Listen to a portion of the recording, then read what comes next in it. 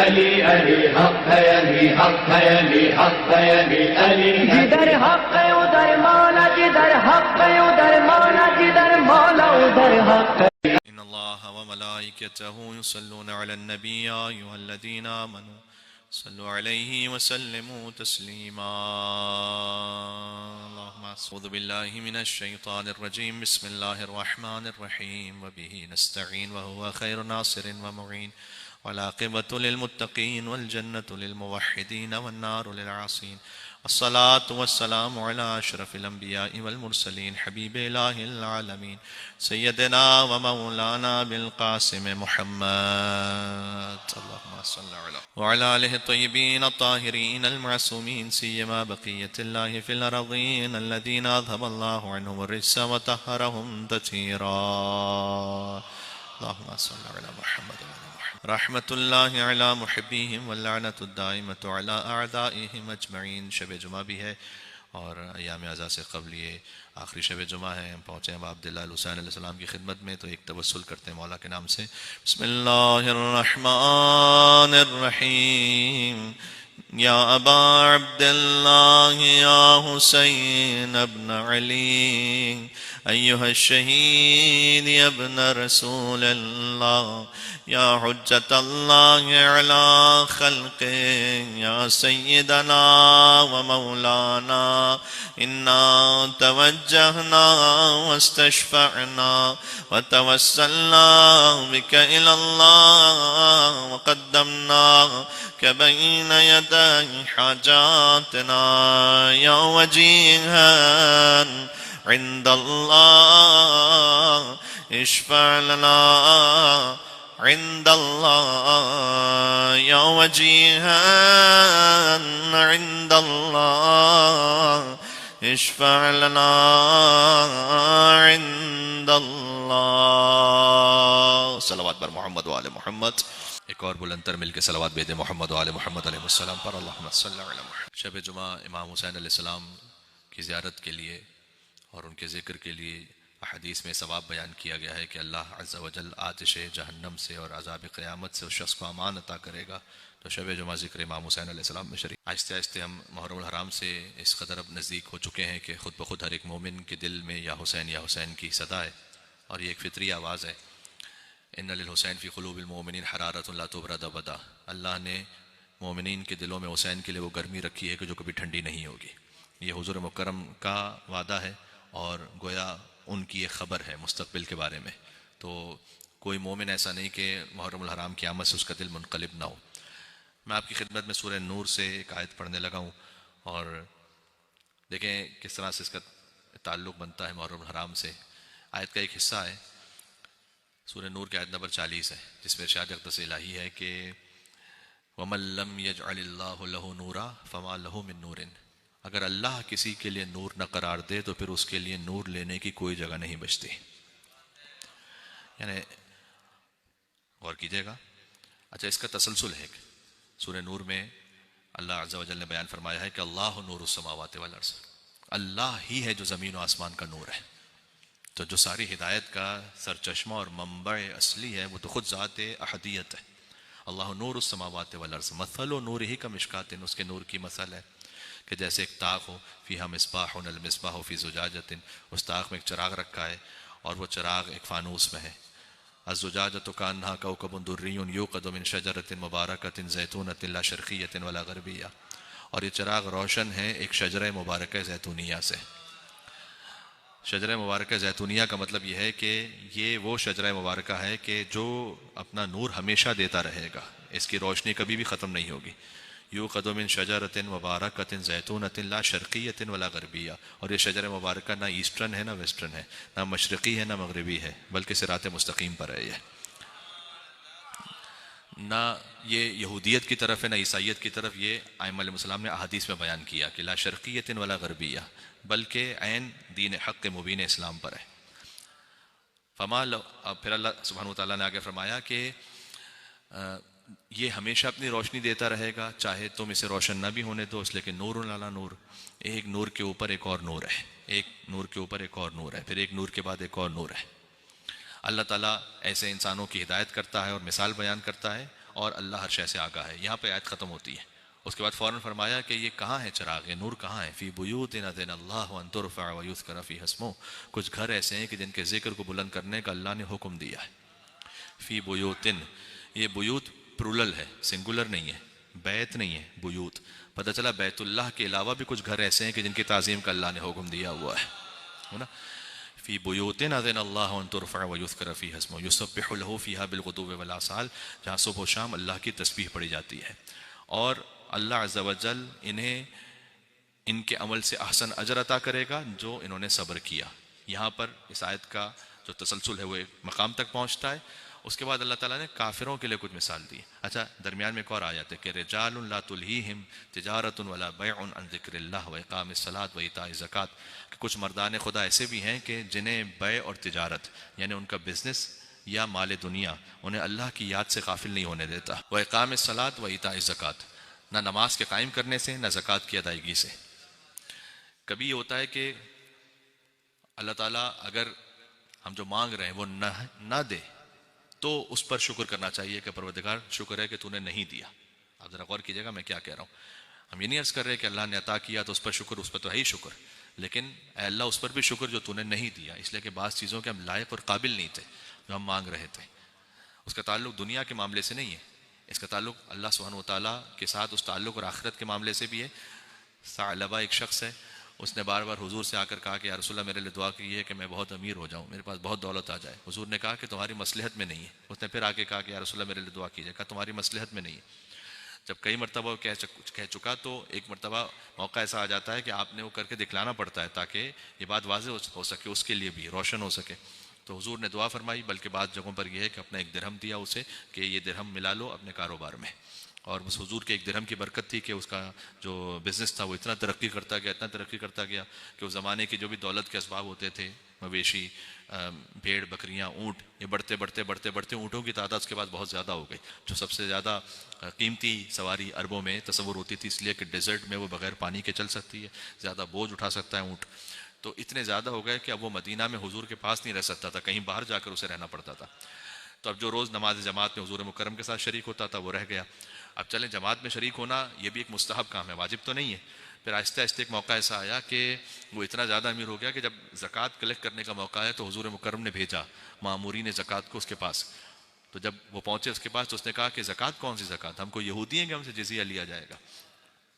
تو جب انہوں نے آ کر یہ بتلایا کہ ثعلبہ نے زکوٰۃ دینے سے انکار کر دیا تو حضور نے کہا کہ میں جانتا تھا کہ یہ نہیں سنبھال پائے گا اس مال دنیا کو. رجال لا تلہیہم تجارت ولا بیع عن ذکر اللہ، کچھ مردان خدا لیکن ایسے ہیں کہ جنہیں تجارت اور بزنس اللہ کی یاد سے غافل نہیں ہونے دیتی. لیکن اس میں کم یا زیادہ کی بات بھی نہیں ہے. ایک آیت ہے قرآن کریم میں سورہ بقرہ میں کہ اللہ سبحانہ وتعالیٰ کی راہ میں کچھ انفاق کرنے والے ایسے ہیں جو دن میں انفاق کرتے ہیں، رات میں انفاق کرتے ہیں، چھپا کے انفاق کرتے ہیں، ظاہر کر کے انفاق کرتے ہیں. یہ سنا ہے نا آپ نے، سرًا وعلانیہ، چھپا کر اور ظاہر کر کے، باللیل رات میں اور دن میں. یہ آیت کب نازل ہوئی تھی؟ امیر المومنین کے پاس 4 درہم تھے، ایک دن میں عطا کیا، ایک رات میں عطا کیا، ایک چھپا کر دیا، ایک ظاہر کر کے دیا. اللہ سبحانہ وتعالیٰ نے علی کے انفاق پر یہ آیت نازل فرمائی کہ کچھ سبحان اللہ. تو یہاں کم زیادہ کی بات نہیں ہو رہی، یہاں پر پہلے تو اس نیت کی بات ہو رہی ہے کہ کسی کے پاس واقعی وہ انٹینشن ہے، پھر اللہ سبحانہ وتعالیٰ کی جانب سے اسے جو عطا ہوا ہے، جیسے عزت اور آبرو عطا ہوئی ہے وہ بھی اللہ کی راہ میں خرچ کرے، تو پھر یہ بھی ایک بات ہے، خالی مال کی بات نہیں ہو رہی. کبھی آپ نے اپنی ایک آبرو کے ذریعے سے کسی کو کام کروا دیا. کچھ رجال ایسے ہیں کہ جن کو تجارت اور بیع اللہ کے راستے سے روکتی نہیں ہے. اس کے بعد اگلی آیت میں اللہ تعالیٰ نے کافروں کی ایک مثال دی ہے کہ کافروں کی مثال ایسی ہے کہ اگر وہ جنگل میں ہوں تو وہ جائیں ایک جگہ پر پانی سمجھتے ہوئے، جب وہاں جا کے پہنچے تو سمجھیں کہ پانی نہیں ہے بلکہ ریت. پھر اللہ نے کہا کہ اللہ فوراً اس کا حساب پورا کر دیتا ہے. یعنی کافر اپنے ایک عمل کے ذریعے سے سمجھ رہا ہوتا ہے کہ اس کے لیے آگے اس نے جو عمل انجام دیا ہے، چونکہ اللہ سے انکار کرنے کے بعد یہ عمل انجام دیا ہے تو اللہ نے کہا کہ اس عمل کی حیثیت نہیں رہتی. عمل کا ظاہر فقط امپورٹنٹ نہیں ہے، کس راستے پہ وہ انجام پا رہا ہے وہ امپورٹنٹ ہے. اس کے بعد ایک اور مثال دی جو مجھے آج پیش کرنی تھی، بس میں تمہید بنا کے یہاں تک آ گیا. او کظلمات فی بحر لجی، کچھ بھٹکے ہوئے ایسے ہیں اللہ نے کہا کہ جو گہرے سمندر میں غرق ہیں. من فوقہ موج، اس گہرے سمندر میں غرق ہونے کے بعد اس سے اوپر ایک موج آتی ہے، ویو. من فوقہ سحاب، اس ویو کے اوپر ایک اور سیاہ بادل آتا ہے. ظلمات فوق ایک ظلمت یعنی ایک تاریکی کے اوپر ایک اور تاریکی ہے، پھر ایک تاریکی کے اوپر ایک اور تاریکی ہے، یعنی بالکل اٹر ڈارکنیس ہے، گپ اندھیرا ہے. پھر اللہ تعالیٰ نے کہا کہ یہ ایسا اندھیرا ہے کہ اگر وہ ہاتھ اپنا خود ہاتھ دیکھنا چاہے تو دیکھ نہیں سکتا اس تاریکی میں، کوئی گپ اندھیرے میں. پھر اللہ نے کہا کہ وَمَن لَّمْ يَجْعَلِ اللَّهُ لَهُ نُورًا فَمَا لَهُ مِن نُورٍ، جس کے لیے اللہ نور نہ قرار دے اس کے پاس کہیں سے کوئی نور آنے والا نہیں ہے. یہ سورہ نور کی آیت نمبر 40 ہے. میں آپ سے ایک سوال کر رہا ہوں، آپ کا دل فوراً متوجہ ہو جائے گا. میں آپ سے ایک سوال کر رہا ہوں. فرض کیجئے کہ ایک ایسے سمندر میں کوئی غرق ہے کہ جس سے اوپر ایک موج ہے، اس کے اوپر ایک بادل ہے، نہ اس کے پاس کوئی روشنی ہے، نہ سمندر میں اپنے آپ کو بچانے کے لیے کوئی وسیلہ ہے. تو سمندر میں اگر کوئی غرق ہو رہا ہے تو اسے کشتی بھی چاہیے اپنے آپ کو بچانے کے لیے، اور نور بھی چاہیے دیکھنے کے لیے. ان الحسین مصباح الہدی و سفینۃ النجاۃ، حسین ہدایت کا چراغ بھی ہے، نجات کی کشتی بھی ہے. حق یہ بنتا ہے نام امام حسین پر ایک بلندر صلوات بھیجیں محمد و آل محمد علیہ السلام پر. اللہم صلی علی. جہاں نور خدا کی بات آئی مجھے غور، ان الحسین مصباح الہدی و سفینۃ النجاۃ، یہ ایک ایسی حدیث ہے کہ یہ عرش پہ لکھی ہوئی، فرش پہ نہیں. یہ حضور مکرم نے بیان فرمایا ہے.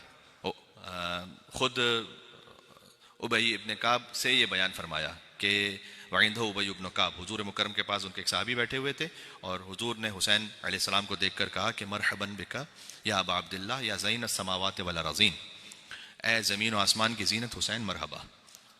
تو لازمی سی بات ہے کہ واقعہ اسی وقت پیش آیا ہوگا کہ جب ابا عبداللہ حسین 4 سال کے سن میں ہوں گے، یا 5 سال کے سن میں، 6 سال کے سن میں، کیونکہ حضور مکرم کی تو وفات ہو گئی جب امام حسین علیہ السلام 7 برس کے تھے. تو تقریباً یہی کوئی سن ہوگا، 4 سال 5 سال، میں نہیں جانتا، روایت میں مشخص نہیں ہے. لیکن جب امام حسین تشریف لا رہے ہیں تو مرحباً بکا یا ابا عبداللہ یا زین السماوات والارضین، تو ابی ابن کعب نے کہا کہ کیسے ممکن ہے کہ کوئی زین السماوات والارض ہو، یعنی زمین و آسمان کی زینت تو احد غیرک، آپ کے علاوہ بھی کوئی ہو سکتا ہے. حضور نے فرمایا ان الحسین فی السماء اکبر منہ فی الارض، جتنا زمین میں حسین ہیں اس سے زیادہ آسمان والے حسین کو جانتے ہیں. آپ کتنی بھی عزاداری کر لیں، آسمان والے زیادہ جانتے ہیں امام حسین علیہ السلام کو. تمہید محرم الحرام پہ مجلس ہو رہی ہے، مل کے صلوات بھیجیں نام ابا عبداللہ الحسین علیہ السلام پر. محمد صلی اللہ علیہ. بات سمجھ آ رہی ہے؟ یہ حضور کا فرمان ہے، ان الحسین فی السماء اکبر منہ فی الارض، حسین آسمانوں سے، زمین سے زیادہ آسمان میں اکبر ہیں. کیونکہ انہ مصباح، انہ مکتوب عن یمین عرش اللہ، اس لیے کہ اللہ نے اپنے عرش کے دائیں طرف لکھا ہوا ہے کہ انہ مصباح ہدی و سفینۃ النجاۃ، کہ حسین ہدایت کا چراغ ہے، نجات کی کشتی ہے. اللہ نے اپنے عرش کے دائیں طرف ہی لکھا ہوا ہے. دیکھیں امام حسین علیہ السلام کے لیے کم سے کم 2 احادیث تو وہ ہیں جو تواتر تک پہنچی ہوئی ہیں، یعنی اس میں کوئی مسلمان محدث اس کی جرأت نہیں ہے کہ انکار کر سکے کہ حضور نے یہ فرمایا تھا یا نہیں فرمایا تھا، ڈاؤٹ کریٹ کرے. تواتر تک پہنچی ہوئی ہے. تواتر کا مطلب آپ جانتے ہیں، یعنی یہ کہ ہر جنریشن میں اتنی مرتبہ، اتنے راویوں سے، اتنے طرق سے، اتنے سلسلوں سے حدیث بیان ہو کہ جہاں پر کوئی شک ختم ہو جائے کہ کیا رسول اللہ نے یہ کہا تھا یا نہیں کہا. اس میں سے یہ دونوں حدیثیں آپ کو یاد ہیں. لیکن کمال اس میں معرفت، گہرائی، گیرائی سب کچھ ہے. اگر کوئی تلاش کرنا چاہے کہ حسین منی وانا من حسین، یہ حدیث دیکھیں. حضور مکرم نے جن کے لیے بھی، کسی کے لیے بھی کچھ کہا جو بھی فضائل میں، اور جو نہیں کہا لیکن منسوب کر دیا گیا، دونوں چیزیں نا. میں اہل بیت کے علاوہ کی بات، جس کے لیے جو کچھ حضور نے کہا اور جو نہیں بھی کہا اور منسوب کر لیا گیا اسے بھی شامل کر لیں، سب کو شامل کر کے لے آئیے. کوئی اس ایک جملے کے برابر ٹھہر نہیں سکتا کہ حسین منی وانا من حسین. جس کے لیے جو کہا ہو، جو نہیں بھی کہا ہو تو گڑ لیا ہو، اسے بھی لے آئیے ساتھ میں. ہر جملے کو لے آئیے.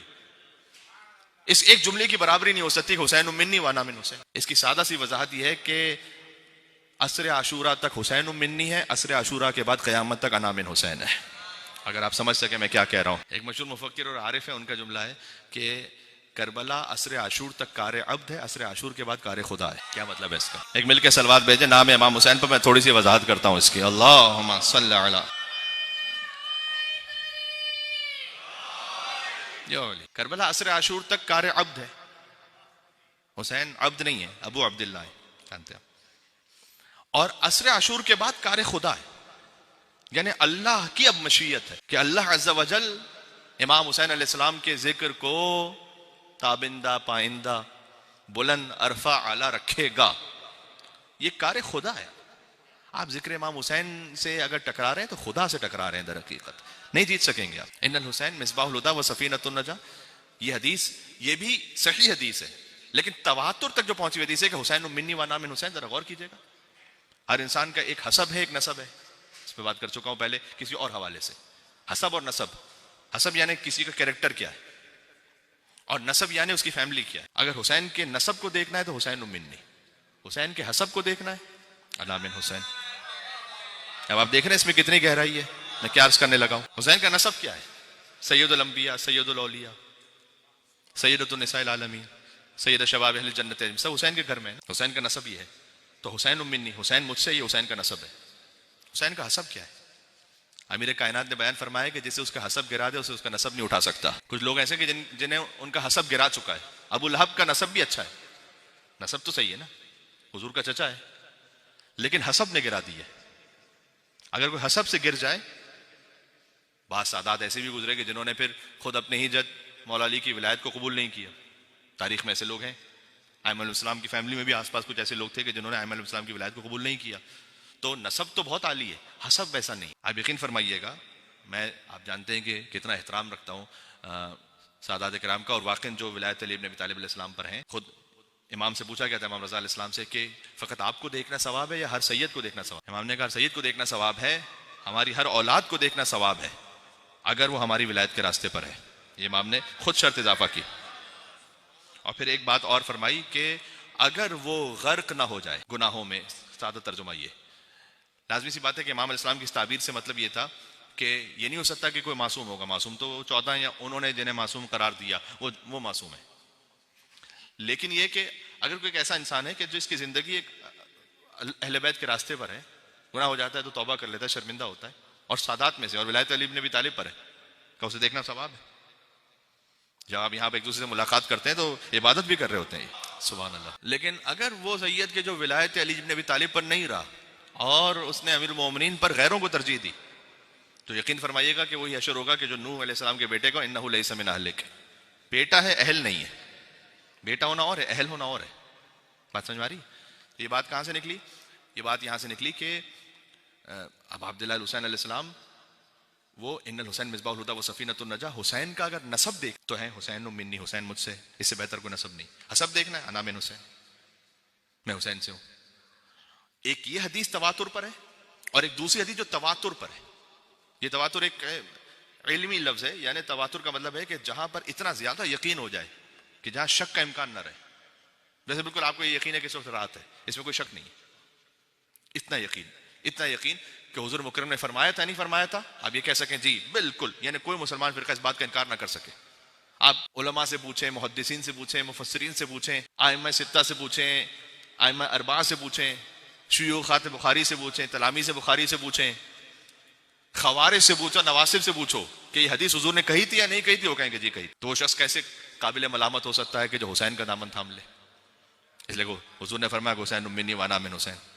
شرم سے غرق تو اسے ہو جانا چاہیے کہ جو اس حدیث کے ہوتے ہوئے بھی یزید کا طرفدار بن جائے. میں سمجھ آ رہی؟ تو حسین منی وانا من حسین، ایک تو یہ تواتر سے ثابت ہے، اور دوسرا الحسن والحسین سید شباب اہل الجنہ. تواتر یعنی کوئی مسلمان محدث میں ڈاؤٹ نہیں کر سکتا کہ حسن اور حسین جنت کے جوانوں کے سردار ہیں. میں پھر سے کہہ رہا ہوں، لفظ حضور نے استعمال کیا سید، سیدہ تسنیہ کا لفظ استعمال کیا. تو سید استعمال کیا امام حسن کے لیے بھی، سید استعمال کیا امام حسین کے لیے بھی، کہ حسن اور حسین جنت کے جوانوں کے سید ہیں. حسن اور حسین جنت کے جوانوں کے سید ہیں. حسن حسین جنت کے جوانوں کے سید ہیں. لفظ مولا کے دو معنی ہو سکتے ہیں، سید کے دو معنی نہیں ہیں. آپ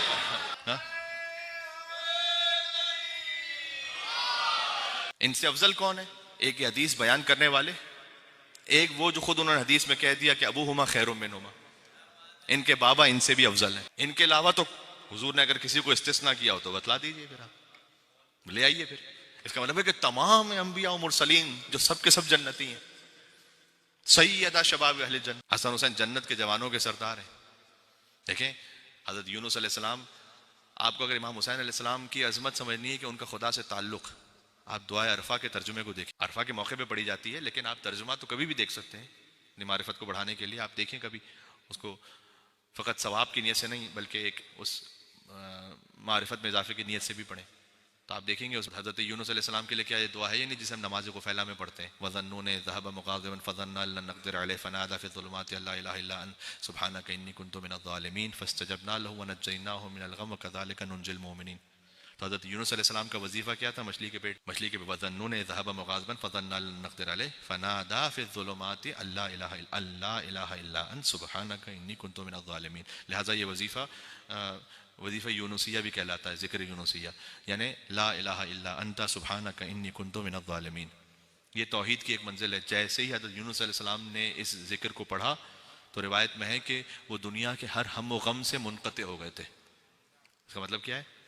ہم و غم سے منقطع ہو گئے تھے، یعنی اب دنیا کی کوئی فکر، دنیا کی کوئی لالچ، دنیا کی کوئی خواہش نہیں رہی تھی ان کے وجود میں جب انہوں نے ذکر پڑھا لا الہ الا انت سبحانک انی کنت من الظالمین۔ تو پروردگار کیا یہ خالی حضرت یونس علیہ السلام کے لیے نہیں؟ فاستجبنا له ونجیناہ من الغم، ہم نے یونس علیہ السلام کو غم سے نجات عطا کی، وکذالک ننجی المؤمنین، مومنین کو بھی ایسے ہی نجات دیں گے، جو کوئی اس منزل پر آئے گا ہم اسے نجات دیں گے۔ یعنی مخصوص نہیں ہے یونس علیہ السلام کے لیے، اللہ تعالیٰ نے خود قرآن میں کہا ہے وَكَذَلِكَ نُنْجِي الْمُؤْمِنِينَ، ہم مومنین کو ایسے ہی نجات دیں گے۔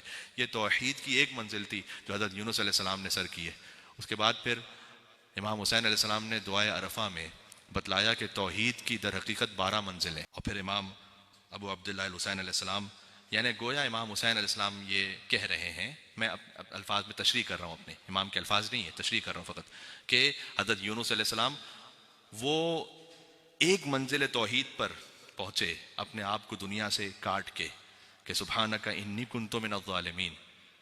اب عبداللہ الحسین کہتے ہیں کہ لا الہ الا انت سبحانک انی کنت من الظالمین، لا الہ الا انت سبحانک انی کنت من المستغفرین، لا الہ الا انت سبحانک انی کنت من الموحدین، لا الہ الا انت سبحانک انی کنت من الخائفین، لا الہ الا انت سبحانک انی کنت من الوجلین، لا الہ الا انت سبحانک انی کنت من الراجین، لا الہ الا انت سبحانک انی کنت من الراغبین، سبحانک انی کنت من المحللین، سبحانک انی کنت من السائلین، سبحانک انی کنت من المسبحین، سبحانک انی کنت من المکبرین، لا الہ الا انت سبحانک ربی و رب آبائک الاولین۔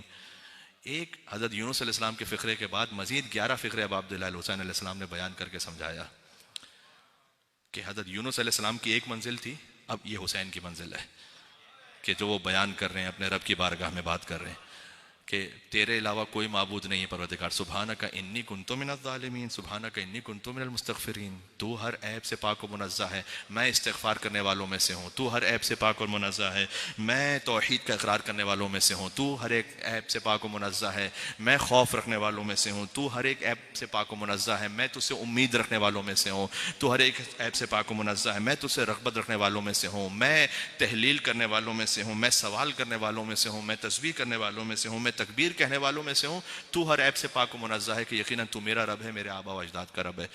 یہ اب عبداللہ الحسین علیہ السلام نے 11 منزلوں کو بیان کیا دعائے عرفہ اب عبداللہ الحسین علیہ السلام میں۔ کیا مطلب ہے اس کا؟ مطلب یہ ہے کہ جو آخری حد ملے گی آپ کو توحید، وہ ہے حسین۔ بات سمجھ میں آ رہی ہے میں کیا کہہ رہا ہوں؟ آپ ہیں میرے ساتھ؟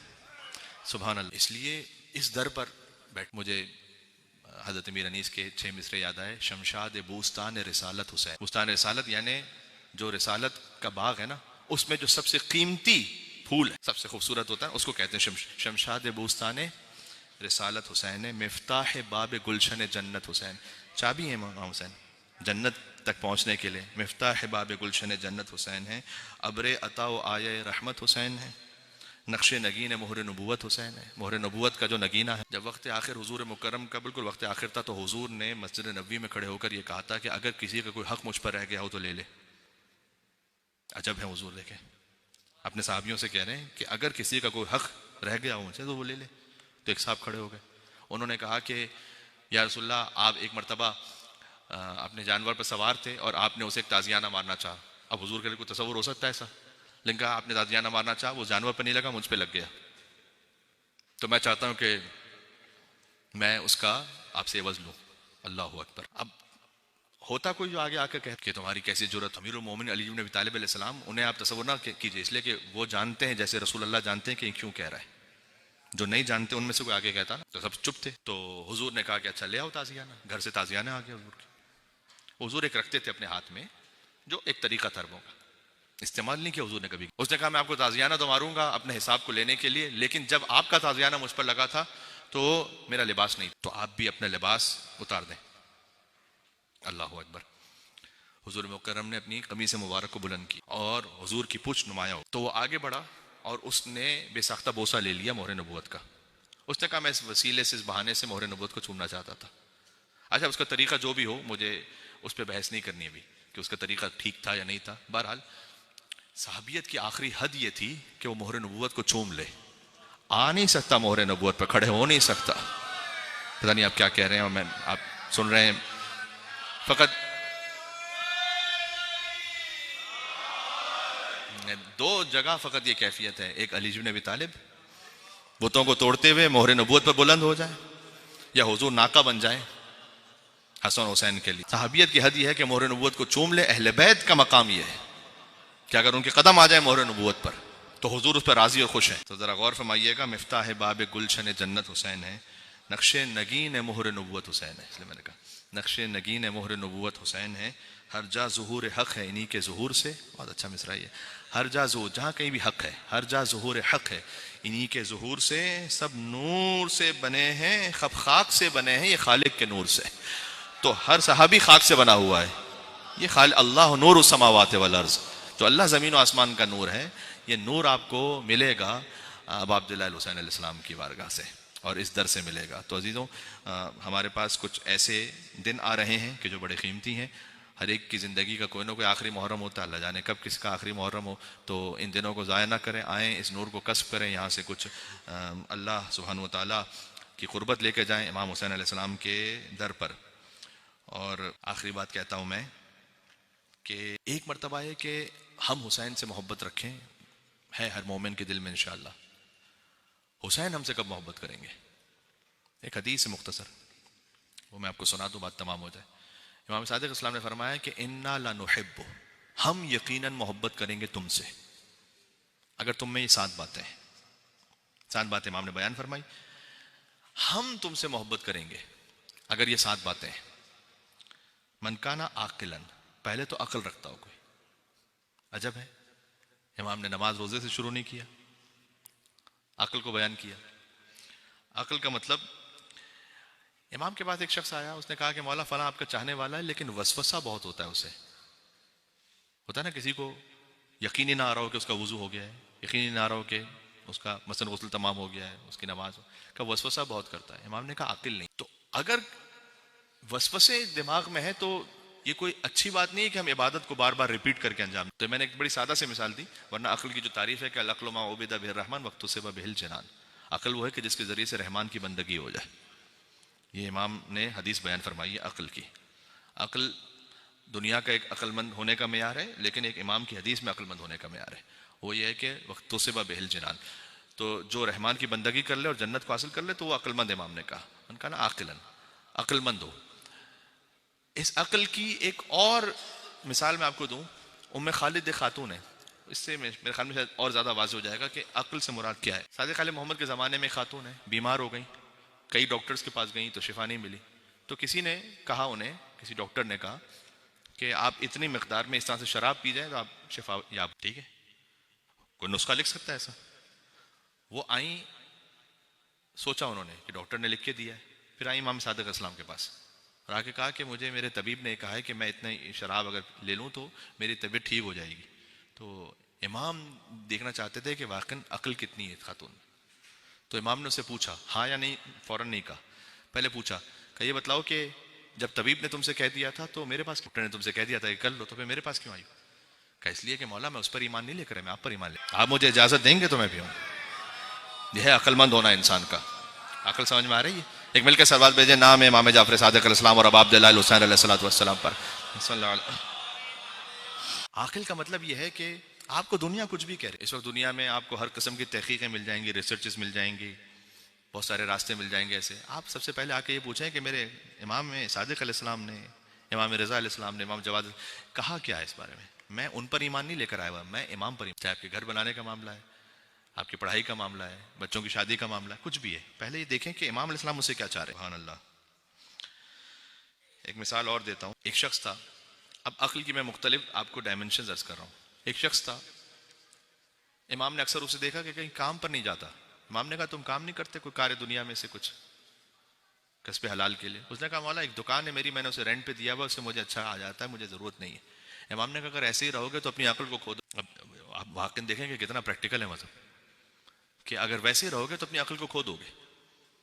اس لیے واقعا جو اپنے آپ کو گویا سادہ الفاظ میں چلتا پھرتا رکھ اور اپنے آپ اپنے ذہن کو اپنی عقل کو استعمال کرتے رہتے ہیں، امام نے فرمایا کہ اگر اپنے آپ کو یعنی اسٹیگننٹ ہو جاؤ گے، اسٹک ہو جاؤ گے، اپنی عقل کو کھو دو گے، نہیں کرو ایسا۔ ایک اور مثال، کیونکہ عقل اور فہم امام نے دونوں یعنی فہم دونوں ساتھ کہا امام نے، تو یہ میں اس کی مثالیں دے رہا ہوں۔ ایک شخص آیا مدینہ میں امام کی زیارت کے لیے آیا تھا، تو اس نے ایک رینٹ پہ گھر لیا، یعنی کچھ دنوں رکنے کی۔ اب جب اپنے گھر میں پہنچا تو اس نے دیکھا کہ جو سامنے گھر ہے وہاں پر کوئی خاتون رہتی ہیں اور ان کا دروازہ بھی اس طرح سامنے کھلتا ہے کہ اس کا دروازہ بھی سامنے کھلتا ہے، اور وہ جو سمجھ لیجیے کہ پیسج ہے وہ ایک ہے۔ تو اس نے خاتون سے کہا کہ چونکہ ہم نامحرم ہیں اور یہ بے حجابی ہے لہٰذا اپنا دروازہ بند رکھیں، میں بھی اپنا دروازہ۔ انہیں نہیں مانا، تاریخ میں اس طرح لکھا ہوا ہے کہ اس نے کہا کہ نہیں تمہارا یہ مسئلہ ہے میرا۔ تو آیا امام، اس نے آ کے کہا کہ مولا یہ اس طرح سے مشکل ہے، میں کہنے کا اس کا مقصد یہ تھا کہ جو کچھ اس کے ذمہ تھا وہ دے چکا تھا آلریڈی جا رہے، تو مولا میں کیا کروں؟ امام نے کہا تحولا ہو، چلے جاؤ وہاں سے ورنہ نقصان کرو، دنیا کا تو نقصان ہے لیکن عقل اس میں کہ چلے۔ یہ بات ہے پرائرٹیز کی۔ پھر ایک مثال دوں، ایک شخص تھا، اس نے کہا کہ مولا میرا ایک گھر ہے، اس کے ہمسائے میں ایک میوزیشین رہتا، تو ویسے تو وہ جب وہ میوزک اپنا بجا رہا ہوتا ہے تو اس کی آواز نہیں آتی مجھے، لیکن جب میں رفع حاجت کے لیے جاتا ہوں اس جگہ وہاں پہ اس کی آواز، اور چونکہ روایت کا جملہ اس لیے سنا رہا ہوں تو میں تھوڑا سا اپنا اسٹے وہاں پرولونگ کر لیتا ہوں کہ مجھے۔ امام نے کہا کہ کیوں اپنے آپ کو دھوکہ دے، یعنی عقل مند نہیں ہو تو کیا؟ امام ہم سے محبت کریں عاقل، اللہم صلی علی محمد وعلی محمد۔ عقل کو کنٹرول رکھنا پتہ ہے ایک کن تین مقامات پر بڑا مشکل ہے، یعنی اپنے آپ کو سنبھال کے رکھنا، تین مقامات۔ حضرت نوح علیہ السلام کا زمانہ آپ سوچیں، جب طوفان آ چکا، کچھ ان کے ماننے اور چاہنے والے کشتی نجات پہ بیٹھ گئے، اس کے بعد جب وہ طوفان تھما تو اب اس وقت دنیا میں کوئی کافر بچ گیا ہے؟ تو سارے وہی ہیں کہ جو نجات یافتہ ہے نا، تو ایک طرح سے شیطان فارغ ہو گیا، آگے کوئی جنریشن آئے گی تو کسی کو بہکائے گا، یہ تو سارے وہی جو نوح علیہ السلام کا نجات یافتہ ہے۔ تو اس نے ایک دن آ کے حضرت نوح علیہ السلام سے کہا، یہ روایت سنا رہا ہوں آپ کو، حضرت نوح علیہ السلام سے کہا کہ میں بالکل نقل بالمعنی کر رہا ہوں کہ میں فارغ رہتا ہوں، کوئی کام تو ہے نہیں میرا، تو آپ کو میں نصیحت کرنا چاہتا ہوں۔ نوح علیہ السلام نے دوڑا دیا اسے، کہا تم مجھے نصیحت کرو گے؟ نکلو ایسے، کہا نہیں میں نصیحت کر رہا ہوں واقعا ایک بات۔ اور حضرت نوح علیہ السلام نے شاید حکم خدا سے اس کی جو بات کو سنا، تو شیطان نے حضرت نوح علیہ السلام سے یہ کہا کہ میں آپ کو یہ بتلا رہا ہوں کہ کہیں اور میں ہوں یا نہ ہوں، تین جگہ پر ضرور، اس میں سے ایک تقریباً آپ کی روایت سنی بھی کہ جہاں محرم اور نامحرم ایک ساتھ ہو جائیں اور کوئی اور نہ ہو تو تیسرا میں ہوں۔ اس کا تعلق فقط ریئل ورلڈ سے نہیں ہے، ورچوئل ورلڈ۔ اب ریئل ورلڈ میں بعد میں ایسا ہوتا ہے، پہلے ورچوئل ورلڈ میں ہوتا ہے، جہاں ورچوئل ورلڈ میں فقط محرم اور نامحرم یعنی کوئی درمیان میں اور نہیں ہے تو تیسرا شیطان ہے، یاد رکھیے گا۔ اور مولا نے فرمایا کہ کتنی ہی پہلی نگاہ ایسی ہوتی ہے کہ جو بعد میں طویل حسرتوں پہ ختم ہوتی ہے۔ 1400 سال پہلے امیر المومنین کہہ کر گئے پہلی حرام نگاہ، پہلی وہ کتنی مرتبہ ایسی ہوتی ہے جو طویل ندامت پہ ختم ہوتی ہے، یعنی پھر ریگریٹ کرتا لیکن اس کے بعد پلٹ نہیں سکتا، there is no going back، کیونکہ اس نے کچھ ایسا کر لیا ہے نعوذ باللہ من ذالک کہ امام نے کہا کہ جو پہلی حرام نگاہ تھی اس کا اختتام کتنی مرتبہ ندامت پر ہے، طویل ندامت پر۔ دوسرا اس نے کہا کہ جب قضاوت کر رہا ہو قاضی یا آپ بھی کہیں پہ کوئی فیصلہ کرنے کی منزل پر آ جائیں تو حضرت نوح علیہ السلام سے کہہ رہا ہے کہ میں ساتھ ہوتا ہوں، یعنی مشکل ہوتا ہے کہیں اگر کسی ایسی سچویشن میں آپ ہیں جہاں پر کہیں ایک حق و باطل کا فیصلہ کرنا ہے تو وہاں ہوتا ہوں میں۔ اور تیسرا فرمایا کہ جب کوئی مومن غصے میں ہو، اب یہ تو دیکھیں گھر گھر کی بات آ گئی، تو وہ سمجھ لے کہ اس کے ساتھ ابھی میں ہوں۔ اس لیے بار بار میں عرض کر چکا ہوں کہ اگر آپ کہیں غصے میں ہیں تو غصے میں کبھی بھی کوئی ڈیسیشن نہ لیں یا کوئی بات نہ کہیں، آپ نے جو اپنی بات پہنچانی ہے وہ بات میں پہنچائیے، اس لیے کہ غصے میں اگر آپ نے کہہ دیا تو اصل میں آپ نے 10 جملے کہنے تھے، غصے میں آپ 20-25 کہہ دیں گے، بعد میں ایگو اتنی آگے آ جائے گی کہ آپ اس کو پلٹ نہیں سکیں گے۔ آپ یقین فرمائیے کہ اگر اس ایک اصول پر عمل ہو جائے کہ غصے میں انسان خاموش رہ جائے تو 50% ہمارے گھر کے معاملات بہت اچھی طرح سے حل ہو سکتے ہیں، کسی اور بات کی ضرورت ہی نہیں یاری کہ غضب میں امام نے فرمایا ایک تو یہ کہ تم ہم سے محبت کرتے ہو، ہم تم سے کب ہم اس سے محبت کرتے ہیں کہ من کان عاقلا، عاقل ہو، فہمن، حلیمن، بردبار۔ اگر علم کے ساتھ حلم نہیں ہے تو کوئی فائدہ نہیں بلکہ نقصان ہے، جس کو اپنے آپ پر ہی برداشت نہیں، مدارین اور رعایت کرنے والا، احساس کرنا۔ ابھی کسی کا حق نہیں بھی بنتا لیکن آپ کو اللہ تعالیٰ نے عطا کیا ہوا ہے تو آپ احساس کر لیں تھوڑا، مدارین، مدارات کرنے والا، صبوراً صدوقاً۔ میں اس کی مثال، امام حج پہ ایک شخص آیا، امام سے ملنے کے لیے آیا، امام نے ملاقات نہیں کی، مولا کا چاہنے والا تھا. تو بہرحال واقعے کا خلاصہ یہ ہے کہ اس نے امام سے بار بار آ کے پوچھا کہ مولا میری خطا کیا ہے. امام نے کہا کہ جب تم اس کاروان کے ساتھ آ رہے تھے تو ایک شخص تھا تمہارے پاس سواری تھی, ایک شخص پیدل چل رہا تھا. اس نے آ کے کہا کہ مجھے تھوڑی دیر کے لیے آگے ایک پانی کا چشمہ آ رہا ہے, اس وقت تک کے لیے مجھے اپنی سواری دے, مجھ سے نہیں چلا جا رہا. اور تم اسے منع کر دیتے, لیکن منع تو نہیں کیا تم نے, نہا کہیں دیکھا بھی نہیں تم نے اس کی طرف, جبکہ تم جانتے تھے کہ تم سے یہ مانگ رہا ہے, یعنی تم نے مدارات نہیں کی, رعایت. تو پھر امام علیہ السلام نے اس وقت یہ جملہ ارشاد فرمایا کہ چونکہ تم نے ہمارے ایک چاہنے والے کو خفیف سمجھا, لہذا سمجھو کہ ہمیں خفیف سمجھا, ہمیں کمتر سمجھا تم نے, کیونکہ ہمارے چاہنے والے کو کمتر سمجھا. اب ڈائریکٹ تو ہماری امام صادق سے ملاقات نہیں ہو سکتی نا, تو اگر کسی چاہنے والے کو ان کے کمتر سمجھا ہے, ذرا غور کیجیے گا. صبوراً صدوقاً وفیاً, امام نے کہا کہ اگر تم میں یہ 7 باتیں, عاقل ہو, سمجھدار ہو, حلیم ہو, رعایت کرنے والے ہو, صبر کرنے والے, سچ بولنے والے ہو, اور اپنے عہد کو پورا کرنے والے, تو ہم تم سے محبت کریں گے. انا لنحب, ہم تم سے محبت کریں گے. کوشش کریں کہ فرش ادا پر یہ عادتیں آ سکیں, مجھ میں بھی آ سکیں, آپ میں بھی آ سکیں, آہستہ آہستہ اس کو ڈیولپ کریں. سبحان اللہ. خاص رزق معرفت جو ان 10 دنوں میں تقسیم ہوتا ہے وہ کبھی اور تقسیم نہیں ہوتا, تو آپ اس کو ہرگز ضائع نہ کریں. سمجھ میں آ رہی ہے بات؟ تمام ہو گئی. حسین شجرہ طیبہ کا خالص ترین محسوس, یزید شجرہ خبیثہ کا ایک فاسد ناسو. تو ہمیں اب عبداللہ حسین علیہ السلام کی محبت اللہ سبحانہ و تعالیٰ نے عطا فرمائی ہے کہ خود بخود ہمارا دل مجلس میں آتا ہے, ہمیں کوئی فورس نہیں کرتا, کہیں پہ کوئی الگ سے دعوت نہیں دی جاتی. دنیا میں کتنی مرتبہ ایسا ہوا ہوگا کہ آپ کو کسی نے کوئی پرسنل انویٹیشن دیا تب بھی آپ نہیں گئے, کسی بھی وجہ سے نہیں گئے, ایسا ہوا نہیں ہوا ہے. لیکن مجلس کے معاملے میں ایسا نہیں. عمومی مجالس ہوتی ہیں ایام اعزا کی, اعلان ہو جاتا ہے کہ بس ہاں اتنے بجے مجلس ہے. کا دل کیوں کھنچتا ہے آپ؟ اس لیے کہ یہ ایمان کی علامت ہے, کیونکہ حضور نے فرمایا کہ مومن کے دل میں کبھی حسین کے لیے آنکھ ٹھنڈی نہیں ہوگی. ہر ایک کے دل کی بات نہیں ہے, مومن کے دل کی بات ہے. عرض کر چکا ہوں ایک مقام پر تفصیل سے کہ یہ ممکن ہے کہ کوئی شخص وہ امام حسین کے مصائب کو سنے تو اس کا دل متاثر و مومن نہ بھی ہو, لیکن کیا ہر محرم میں اس کی وہ کیفیت ہوگی؟ نہیں, لازمی نہیں. یہ امام حسین کے لیے, مومن کے لیے, کہ ہر محرم میں اس کی وہ کیفیت ہو کہ وہ آئے فرش اذا پر آ کے بیٹھے. عزیزوں بات تمام ہو گئی. یہی کرشمہ ہے سچ کا واصف, یہی کرامت ہے کربلا کی, شہید کر کے یزید فانی, شہید ہو کر حسین باقی.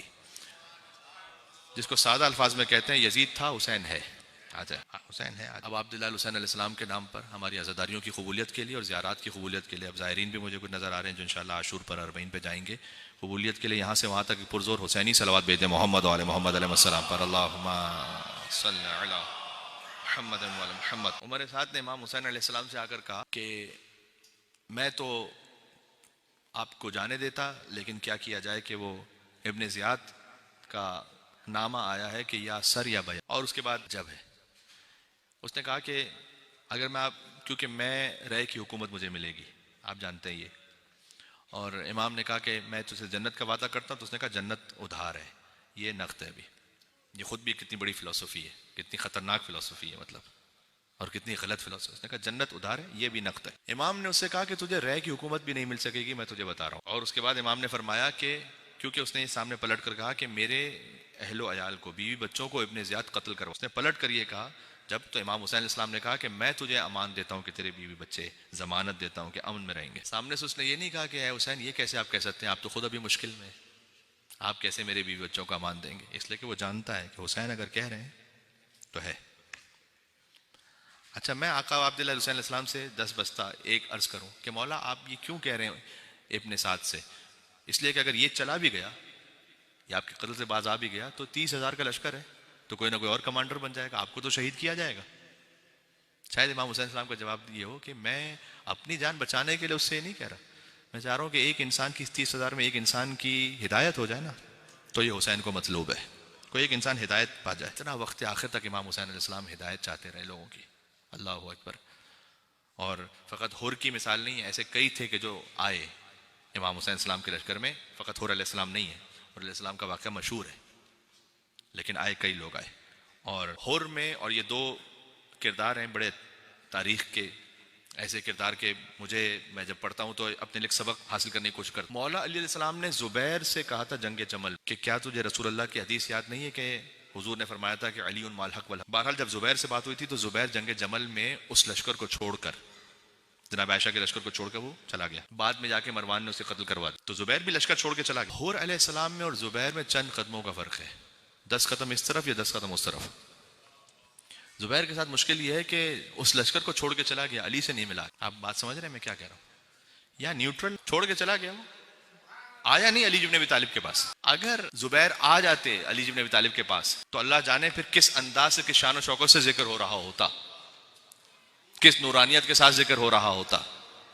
حور یزید کے لشکر کو چھوڑ کر چلا نہیں گیا امام حسین کو بھی چھوڑ کے میں جا رہا ہوں، وہ آیا امام حسین علیہ السلام کے پاس. آج زبیر کا ذکر تاریخ کے کوڑے دان میں ہے اور حور کا ذکر زینت مجلس امام حسین علیہ السلام ہے. یہ فرق ہے. بات سمجھ میں آ رہی ہے؟ سبحان اللہ. یا علی بات، یہ سیلف ایکسپلینیٹری ایک درس ہے، اس کو آپ ذہن میں رکھیے گا. تو جب حور نے چلنا شروع کیا تو حور کے لشکر میں، وہاں یزید کے لشکر میں کوئی جانتا تھوڑی کہ حور ابھی آگے کیا کرنے والے. تو حور نے دفعتاً امام حسین کی طرف چلنا شروع کیا. تو بعض یزید کے لشکر والے یہ سمجھے کہ یہ حسین پر حملہ کرنے جا رہا ہے. تو کہا کہ اے حور، کہاں حسین پر حملہ کرنے جا رہے ہو یا حسین کے خلاف تلوار چلانے جا رہے ہو؟ تو حور نے اس وقت ایک جملہ کہا، یہ مقتل میں لکھا ہوا ہے. حور نے کہا کہ میں اس وقت اپنے آپ کو جنت اور جہنم کے درمیان محسوس کر رہا ہوں، اور حور کبھی بھی جہنم کو جنت پر ترجیح نہیں دے گا. یہ کہہ کر اور آ کے کہا حلی من توبتن، کیا کوئی توبہ ہے میرے لیے؟ من توبتن، یا کیا میں اس کو عربی سے اردو کیسے پہنچاؤں آپ تک، یعنی کوئی ذرہ برابر بھی گنجائش بچی ہے. یہ کہنا چاہ رہا ہے سنور. حلی من توبتن، شب جمعہ ہے، آپ سن لیجئے گا اسے. کیا کچھ گنجائش ہے؟ کچھ بھی ہے کیا؟ حلی من توبہ. تاریخ میں امام حسین علیہ السلام کا فقرہ لکھا ہوا ہے کہ انت حر فی الدنیا والآخرہ. تو دنیا میں حر ہے، فقط دنیا کا نہیں، آخرت کا بھی حر ہے. میں آپ سے ایک بات کہنے لگا ہوں، ہمیشہ ہم ایک طرف کے ایک پہلو کو ذکر کرتے ہیں. تاریخ میں اگر حر جیسا معافی مانگنے والا کوئی نہیں تو پھر پورے آدم و عالم میں حسین جیسا معاف کرنے والا بھی کوئی نہیں ہے. ہاں، حسین جیسا معاف کر. مل کے صلوات بھیجیں نام ابا عبداللہ الحسین علیہ الصلوۃ والسلام پر. اللہم صلی علی. لگے گا نعرہ؟ آپ کہہ رہے شاید آپ نعرہ لگا رہے. تاریخ میں اگر حر جیسا معافی مانگنے والا کوئی نہیں تو حسین جیسا معاف کرنے والا بھی کوئی نہیں. آپ ذرا غور کریں، آپ کس در پہ بیٹھے ہیں؟ آپ اس فرش پہ بیٹھے کہ اس جیسا معاف کرنے والا کوئی نہیں. حسین کی معافی کی خاصیت ہے، حسین کی معافی کی خاصیت یہ ہے کہ حسین معاف نہیں کرتے، سیئات کو حسنات میں بدل، جو قرآن میں ہے. یہ قرآن میں ذکر ہے.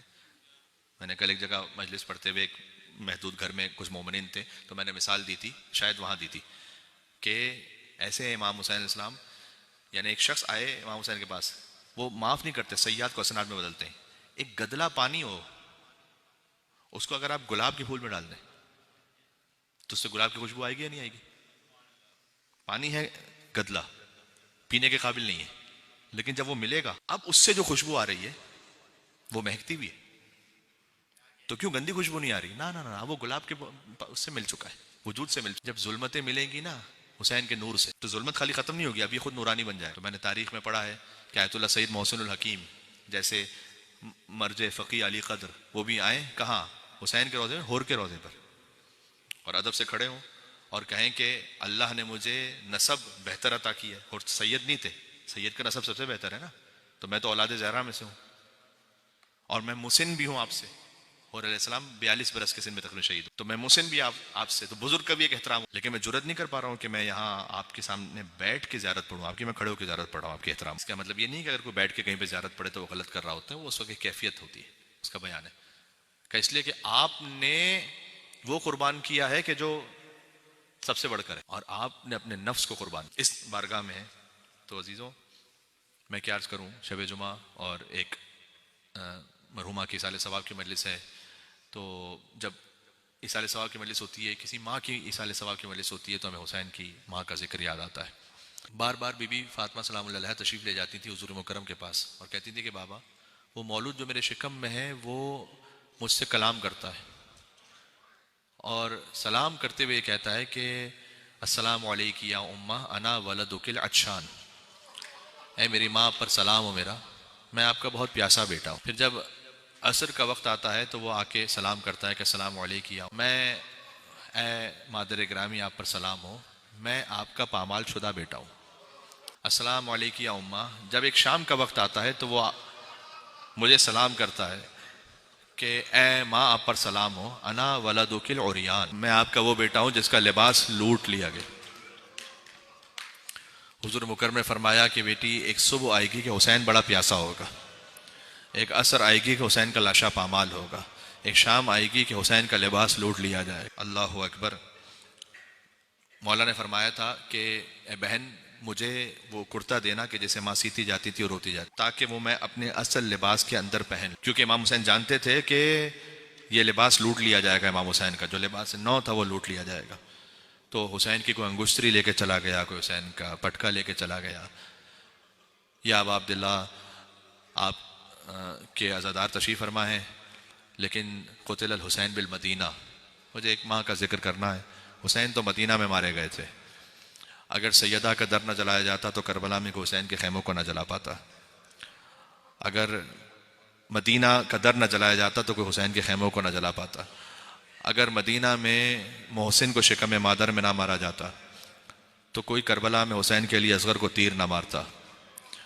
اگر مدینہ میں علی کی گردن میں رسی نہ باندھی جاتی تو کربلا میں کوئی سید سجاد کے ہاتھوں میں ہتھکڑیاں اور پیروں میں بیڑیاں نہ باندھتا. عزیزوں, آپ گریہ کرنے والے ہیں, آپ بآواز بلند ماشاءاللہ جب گریہ کرتے ہیں تو یقیناً سیدہ سلام اللہ علیہ آپ سے راضی و خوشنود ہوتی ہوں گی. تو جب حسین اپنی ماں سے ودا ہوئے تو یہ خود کمال مصائب ہے, پورے مصائب ہیں کہ امام حسین کو مدینہ چھوڑنا پڑا. لیکن دو طرح کا ودا ہے. ایک وہ کہ جب حسین فاطمہ کے جنازے سے رخصت ہوئے تو کہتے تھے واہ غربتا واہ غربتا, پروردگار آج حسین غریب ہو گیا, آج حسین غریب ہو گیا.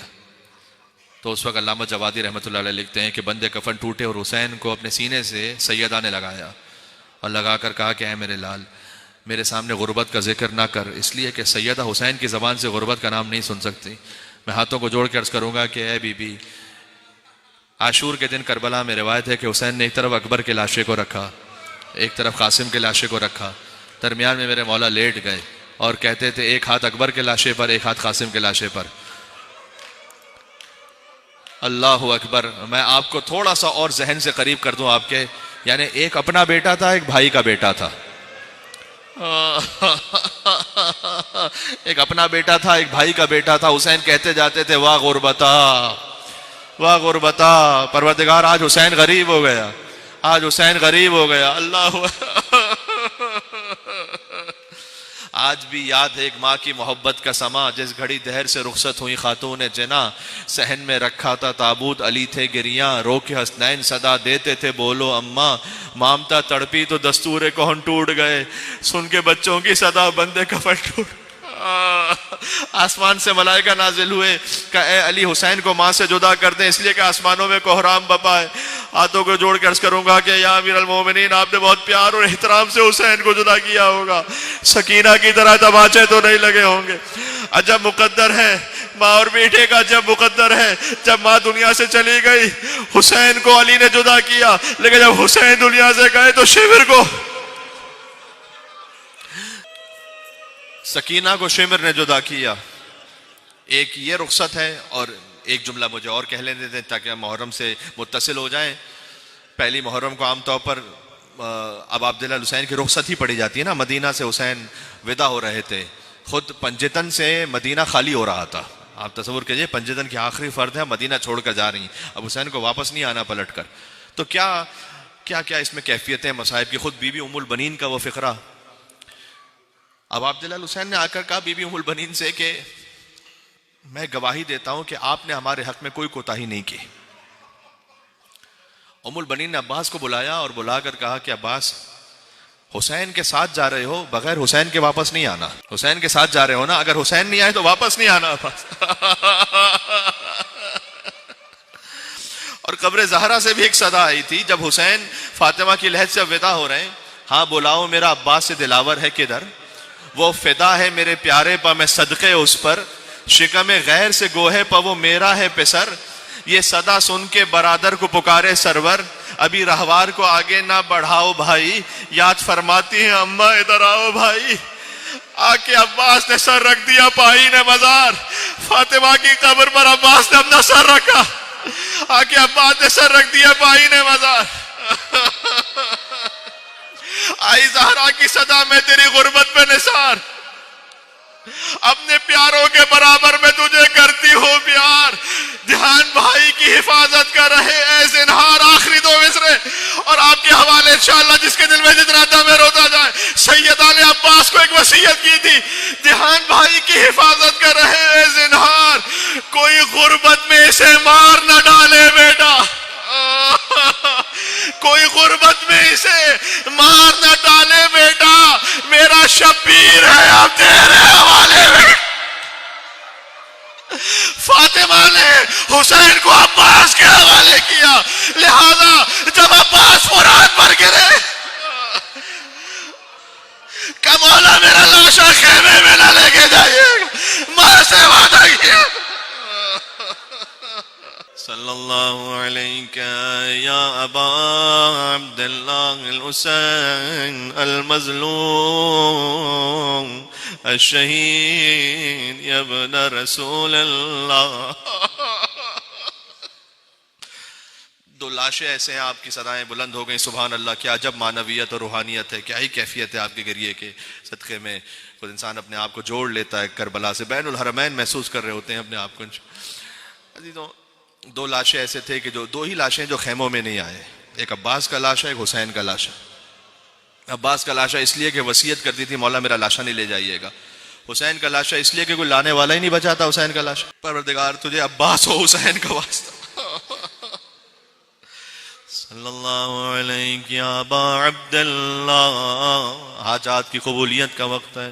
صلی اللہ علیہ یا ابن رسول اللہ, صلی اللہ علیہ ابن امیر المؤمنین یا ابن فاطمة الزہراء سیدت نساء العالمین الہی بحق فاطمہ وابیہا وبعلہا وبنیہا والسر المستودع فیہا. ہمارے اس گریے کو قبول فرما لے پروردگار. عزائے حسین میں جتنا ممکن ہو سکے, جتنا انسانی استطاعت و بس میں ہے, عزاداری کی توفیق عطا فرما. عزاداریوں کو اپنی بارگاہ میں قبول فرما, ہمیں خلوص عطا فرما, ایک دوسرے سے رقابت حسد سے بچنے کی توفیق عطا فرما.